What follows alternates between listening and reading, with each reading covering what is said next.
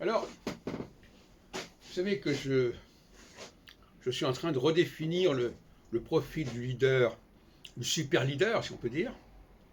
Le super leader, c'est celui qui est capable à la fois de fonctionner en période équinoxiale de 7 ans et en période solsticiale de 7 ans également. Souvent, le petit leader ne fonctionne que sur un de ces registres et ça ne suffit pas, à moins qu'il ne sache se retirer à temps, ce qui n'est pas évident. Alors,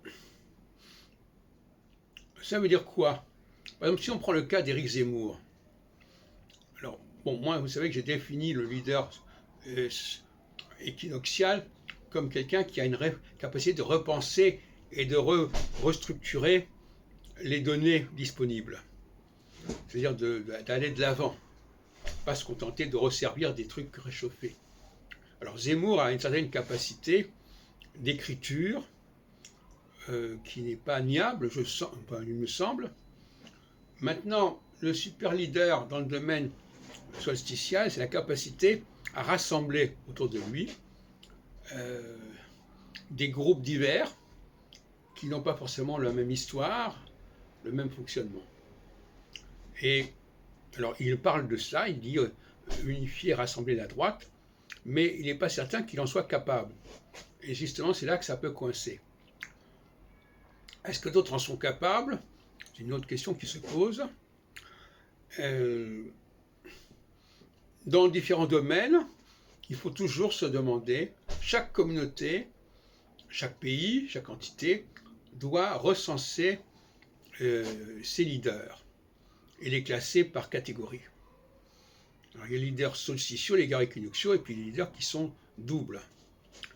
Il faut que toute cette population soit recensée, soit formée, soit équipée au maximum pour être à la hauteur de la situation quand elle se présente.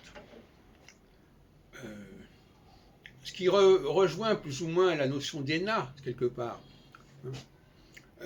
Recruter, il faut déjà recruter une population de jeunes hommes et femmes qui ont des facultés comme celles que je viens de décrire, à la fois d'écriture, de réécriture, de repenser, de reconditionner, de restructurer les savoirs pour pouvoir proposer quelque chose de neuf pour tout le monde. Et puis inversement, en phase solsticiale, une capacité à faire cohabiter des discours et des positions complètement distinctes, en jouant sur la diplomatie, en jouant sur la complémentarité, et en distribuant finalement les postes, les fonctions, de façon plus ou moins arbitraire d'ailleurs, mais qui puissent satisfaire les composantes en présence.